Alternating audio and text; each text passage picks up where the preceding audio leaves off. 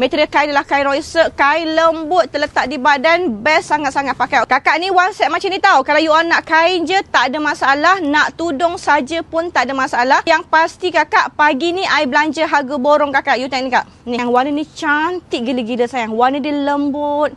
Apa tu, warna dia sesuai untuk orang tan skin, orang kulit cerah, boleh pakai belaka. Ni warna dusty pink, tudung kita letak warna ni sayang. Siapa nak pakai dalam kuantiti banyak pasang, dalam 10 pasang ke 20 pasang ke, yang ni cantik sayang. Yang ni cantik gila. Ni one set macam ni. Okay, so you all cantik. Yang ni warna ni naik seri. Siapa yang ni warna lilac sayang. You ni kak. Warna lilac kak. Ready kan satu dalam almari untuk time-time you nak pakai untuk event. Dinner kak, ada majlis. Hitam ni memang dia naik seri. Hitam memang menawan sayang. Kakak ash blue lilac, warna nude. Hijau apple. Hitam macam I pakai. Ni kakak, hitam macam I pakai. Tudung hitam besar.